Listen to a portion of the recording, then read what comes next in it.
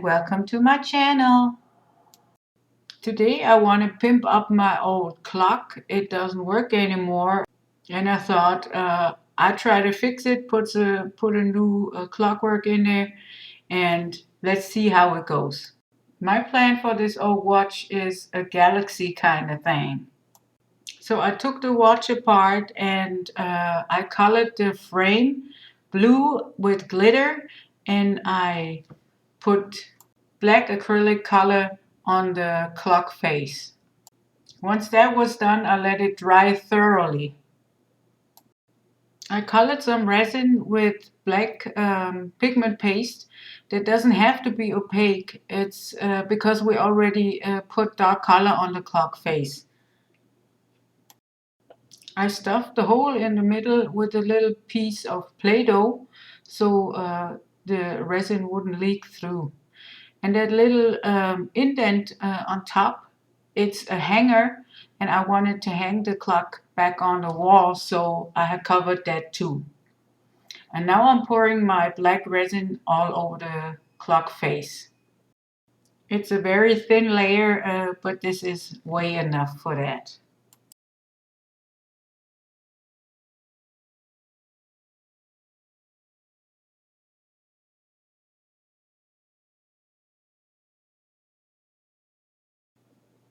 I try to push my resin throughout the clock face so it's all evenly coated.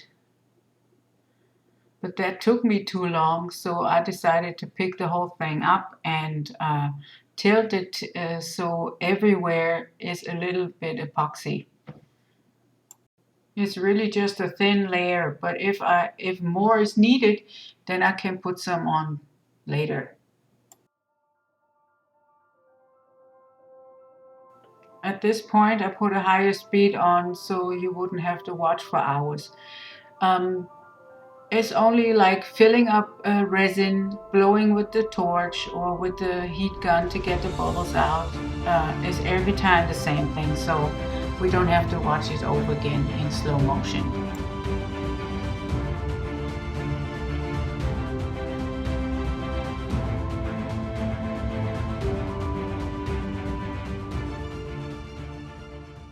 It is 6 or 7 hours later and I'm ready to mix my colors. Here I have a warm gold. And you don't really need much because we have such a little space to fill up. And some teal. This is beautiful. I like that. I just bought that.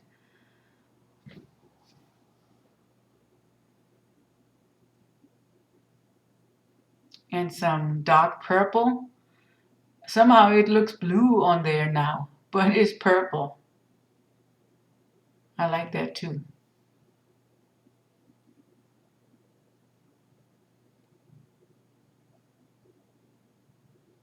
And this one was supposed to be like kind of little white, but it's like champagne gold. I didn't really want it, but I used it because I mixed it up already. And some magenta.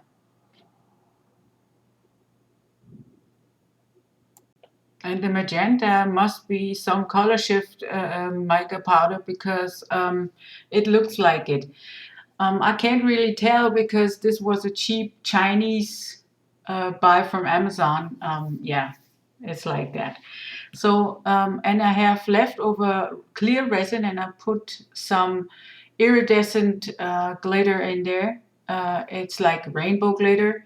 Not much because I just wanted a little sparkle on the main layer.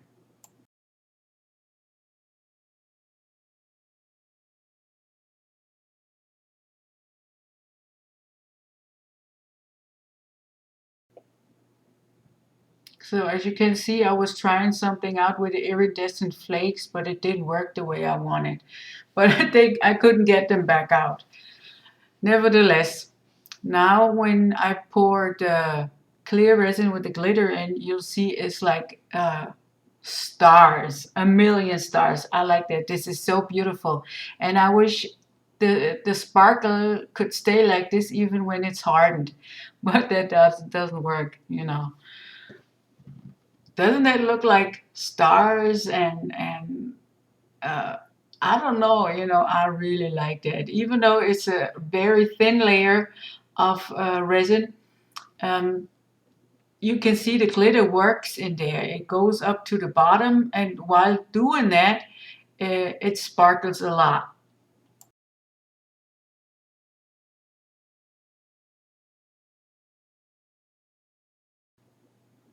I take my heat gun and try to blow out the bubbles in there.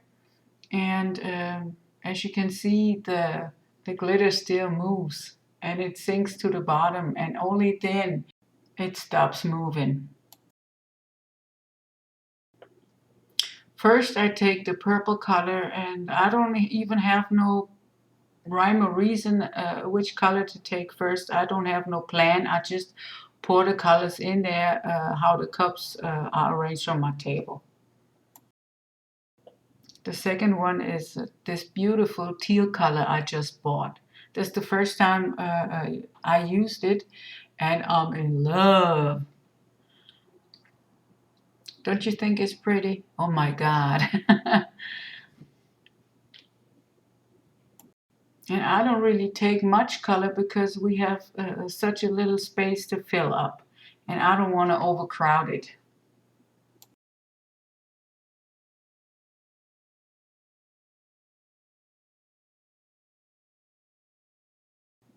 The third one is the magenta, and I think those colors, they really look nice together.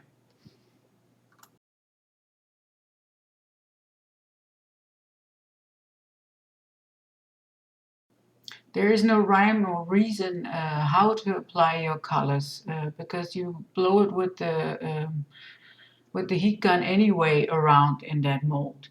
So here I'm taking the warm gold, and I'm not taking a lot of it because I think a lot of times gold takes over too much in the pieces that I do. So I take it really sparingly. And I will also take not much of the champagne gold color um, because you can't take anything out of it anymore. So start with less, and you can always add more if you need or want more.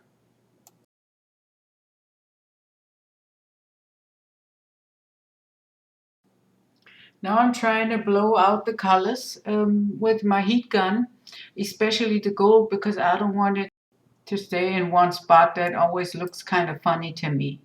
And then I want to achieve some kind of galaxy nebula, and that therefore it has to be like some wispy colors and wispy gold and wispy glamour glitter stuff like that.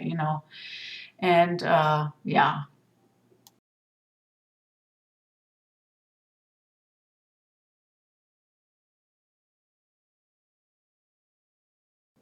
it always looks so good when the resin starts moving and is like hypnotizing me. I could watch this for hours.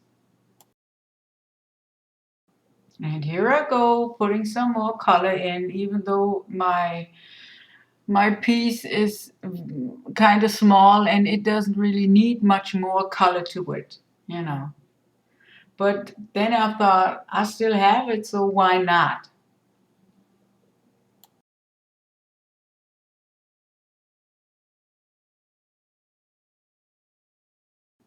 So I blow the colors that I put in last around, and as you can see, the gold color is already sank to the ground, and I don't want it to be in one solid block over there.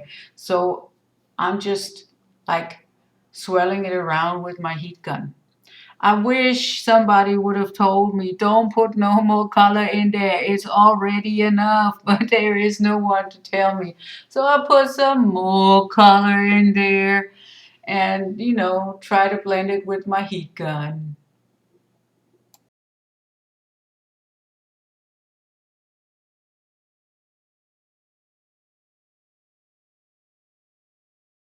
And again, even I put the gold in just like 2 seconds ago. Uh, it sank to the ground, and that's why I wanted to blow it out that much. And um, but it's like mixing in the colors, and it glitters now all over, and I like that too.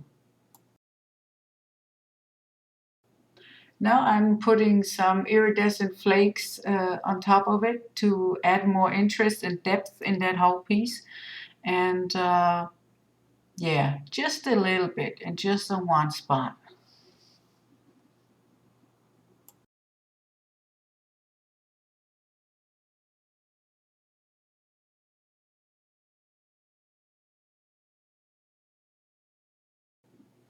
I wanted to poke in the iridescent flakes, but I noticed while I'm doing that that the colored resin flows on top of them, and you won't see much more of the iridescent flakes anymore. So I just um, do that on a few spots, and I'll leave it.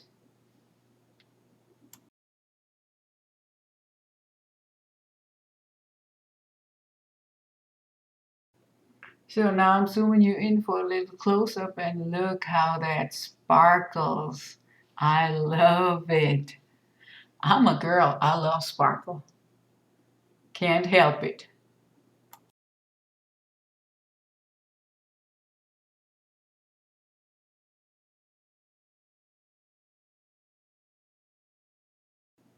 I have some of the clear resin with the glitter left, and I pour it in there um, to add some more interest.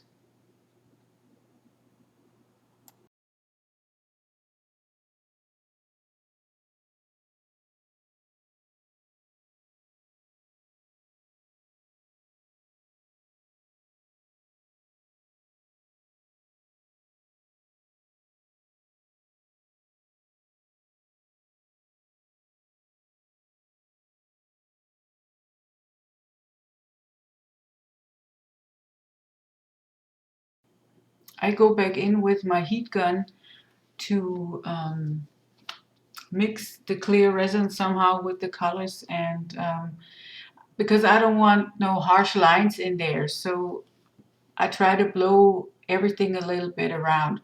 And I overdone it again because I blew the iridescent flakes all over the place, even though I wanted them only in the middle spot, like where I put them. But next time it's gonna be different. Maybe not better, but it's gonna be different.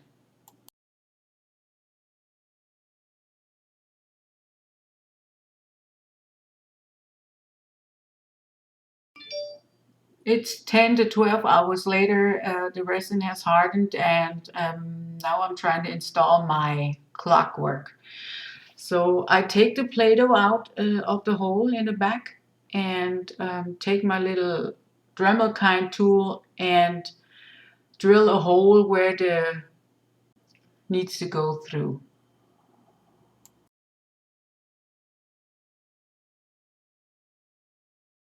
While doing that, I every now and then try it out if the hole is large enough to fit the clockwork in there. I sped this part up because it took me a while to get it right, and it's kind of boring for you to watch that long.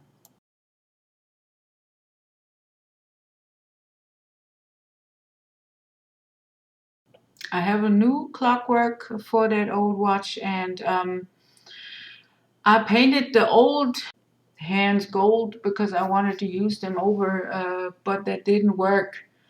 So I took the new ones out of the package and trying to find another one. Here I got a gold one with a little romantic touch, and I used that one. Ever since I haven't made one of those clocks yet, I had to figure out what kind of parts I would be needing and where they go. Um, yeah, this is the clockwork, and I'm trying to fit it in. This white screw has to fit in the hole, and the hand's gonna be on top of that. But first of all, we have to screw the clockwork on the clock face with some extra screws.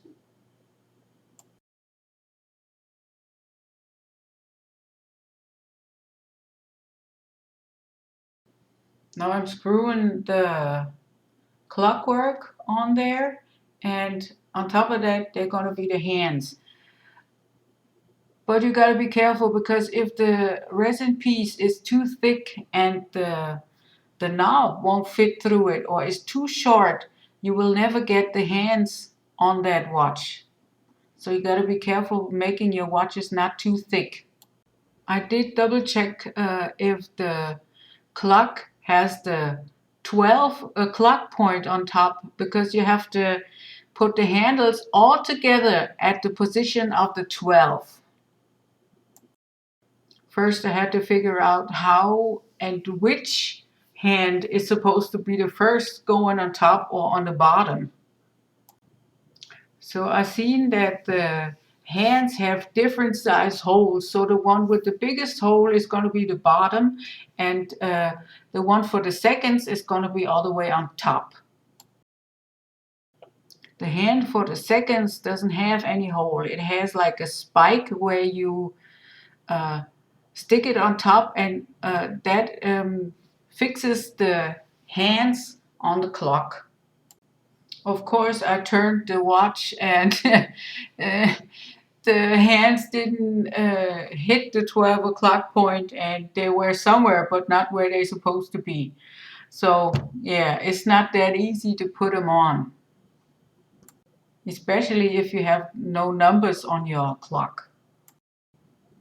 Those hands, they are so fragile. I didn't even want to really touch them and trying to handle them with care, because if they get bent, they won't like pass each other anymore, and they have to be straight to pass each other. So I managed to put the hands on, and now is the last one for the seconds with that little pin, and that's supposed to be it. So, and here I did bend while I'm installing the hands, the second hand a little bit, and it didn't pass the other hands, so I have to bend it again to make it like all good. So, and this is how it's supposed to look when the watch is working. I always say watch, doesn't it? The name is clock, right? Oh my God. So please hang in there with my bad English. This clock has a glass cover, but I figured out that this doesn't work because the clockwork with the hands is too high. So if I put the glass back on, the hands won't be able to move. So I just didn't use the glass at all, and I screwed the frame back on the base, and that's about it, you know. And my hubby gonna be hanging it in his office, and I hope he likes it. Thanks for watching, and I hope you had a lot of fun just like me. If you like what I did, please subscribe to my channel, or ring the bell, or leave a thumbs up. I'd like that very much, and it's very much appreciated. Until next time, bye bye!